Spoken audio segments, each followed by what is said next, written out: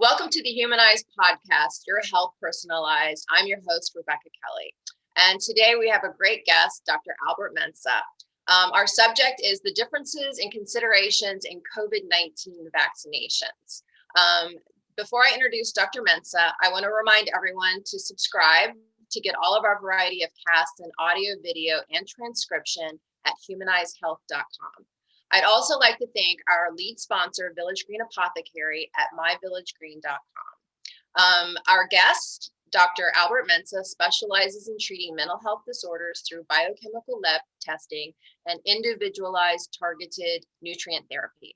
He is the co-founder of Mensah Medical in Warrenville, Illinois, an integrative health clinic, as well as the Mensah Research Institute, a not-for-profit organization dedicated to conducting, supporting, and presenting research that provides scientific evidence of the efficacy of targeted nutrient therapy. Thank you so much for being with us, Dr. Mensah. Thank you for the invitation, Rebecca. Delighted to be here. I just want to, bring up the fact that people have so many questions about these new vaccines, right? Can you please provide us with an overview of the different vaccines currently available for COVID-19? Certainly. And I want people to understand something about me personally. I'm not an anti-vaxxer, and I'm not a necessarily mandated pro-vaxxer. I'm an orthomolecular specialist who looks at what is needed and necessary at the time for whatever the purpose is. There's some vaccines I can tell you, really, you don't need at all. I think it's a waste of time and money. There are other vaccines you kind of say, oh no, you need that, okay? So I just want to be very clear. I have no stake in any of these vaccines, nor investment or anything. Now, we basically have two types of vaccines that are out. One type is what's called an mRNA vaccine, and that's what you've heard about thus far with the two most prominent ones available in the United States. And then the second group really are what I call real or natural vaccines. What do I mean by that? To be careful and cautious, what we really have to say is that the mRNA vaccines are really genetic engineering. Mm-hmm. These are, they're targeted chemical injections that direct your body to function in a very specific way.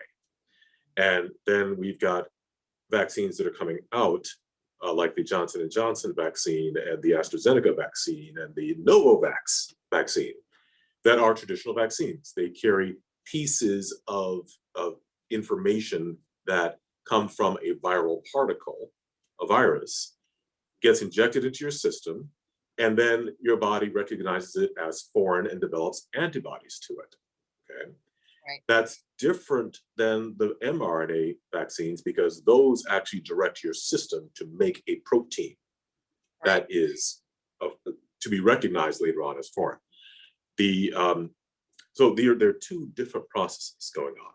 Mm-hmm. I'm not a fan of the first two. I want to be very clear. I don't like mRNA vaccines. Now, having said that, I also have to share with you, again, what we deal with is bio-individual medicine.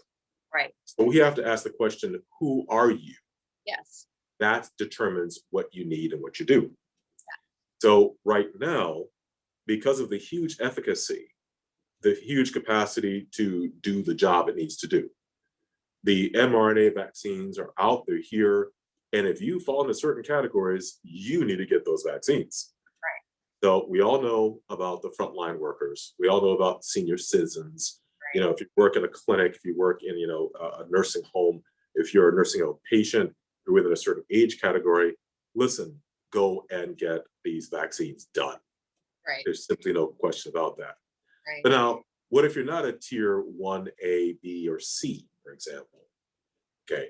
What if you are now maybe in your 40s or 50s, you have no comorbid conditions, and you're kind of not really exposed to much of anyone, okay? Right. Can you afford to wait until the other vaccines come out? You probably could. That is a question you do have to discuss with your doctor or with someone who's, in the health profession, because you as an individual carry a tremendous history. You may have an underlying autoimmune disorder. You may have asthma. You may have rheumatoid arthritis. You may have diabetes or high blood pressure. Those variables change the determination of when you can do what you need to do. In other Right. words, do you need to get a vaccine now, or can you wait till later? Now, Right. if you can wait till later, according to certain criteria, then our construct is, well, let's look at the more traditional vaccines for you. Okay, look at I don't want to talk about brand labels, but let's look at the ones that are just regular vaccines, not mRNA vaccines. Okay. Right. Wow. So if you're going to wait for the more traditional vaccine, um, and you've determined that, is there anything that one needs to take into consideration? Is there any, I don't, is there any nutrition you need to think about? Is there anything that you need to take, any perspectives related to that, or is it not really relevant? And actually, in actuality, it's not really quite so relevant. Okay. We're living in a very different time here. So one of the reasons why I can sit back and say, look, depending on who you are, you better go get that mRNA vaccine, even though I don't like them. Okay. If right now I were working in a heavily populated clinic or hospital, seeing tons and tons of people who have COVID, I would be getting the mRNA vaccine. Okay. But sitting in my office and doing more telemedicine right now, or talking to people in general by the telephone, I can say, okay, I'm not necessarily in that category and I can perhaps wait. But once again, if I'm around people who, hey, they've been exposed, my perspective may be a little bit different. But in terms of diet and food and things like that, what we like to say is you should be optimizing your diet during this point in time anyway. And, for those who may not believe me, we've got videos on YouTube at mensahmedical.com that talk about diet and COVID, that talk about, utilizing and optimizing your nutrients around you, your vitamin C, your zinc, your vitamin D, and melatonin, Right. by the way. These are things that can really help gird your system very specifically, that can kind of help you protect against inflammation and the oxidative stress that this virus is going to cause, and help your own immune system build its natural immunity, its natural fighting force the way it should. So let's talk about food, for example. All of our favorites pretty much need to go at this point in time. The pizza, the burgers, the fries, the chili dogs, all those wonderful things. I hate to put it, East Coast Philly steak sandwiches, with the bread and all. Listen, all that stuff's not good for you. It's inflammatory. Okay. Whether it's New York style pizza or Chicago style pizza, either way, it's all pizza. Right. And we should be minimizing those things. Now, there's some practicalities in life. If we're under confinement, most of what we do is we order out and somebody delivers to us. That's right. So in a way, we're kind of stuck. But the other side is that while we say we can order good foods, most of us won't most of the time, but we can take nutrients that can also be delivered to our doorsteps. Right. That can help support our immune systems and decrease the inflammation, even with a poor diet. Right. Wow. That's really interesting. Is there anything else we should know about these vaccines? Well, they're going to get better. And we don't know what all the side effect potentials are. Let's be real. Okay. And that's what it is I do.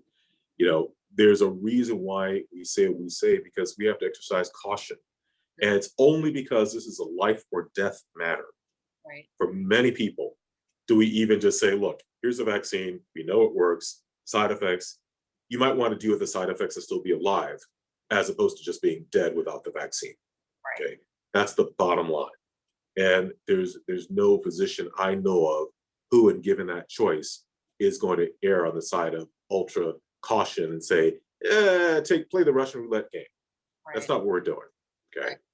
The other thing, though, is that as we look at now cross reactivity and cross protection, some of the traditional vaccines that are coming out actually have better protection against some of the variants of COVID than the mRNA vaccines do, and vice versa, by the way. Okay. Whether we're talking about the UK version or the South African version, there's a different vaccine coverage. Right. So the traditional vaccines that are coming out, for example, will tend to cover the South African variant better than the mRNA vaccines do. Okay. And then there's dosing. So, 2 shots versus 1 shot, Right. 2 shots for the mRNA vaccines and 1 shot for the ones that are yet to come. That makes a difference as well. Okay. One thing people are very confused about is whether or not if they get COVID and they have antibodies, do they need to get yet another vaccine for that? Right. Word is still, I know what they're saying, and I'm going to be honest with you, I disagree with quite a bit that some of the folks out there are saying. They're trying to say, let's cover our butts in a way. Yes. Let's make sure by doing everything we can. Here's the problem I have with that. If you've got COVID, if you have antibodies, what a vaccine does is it helps you make antibodies.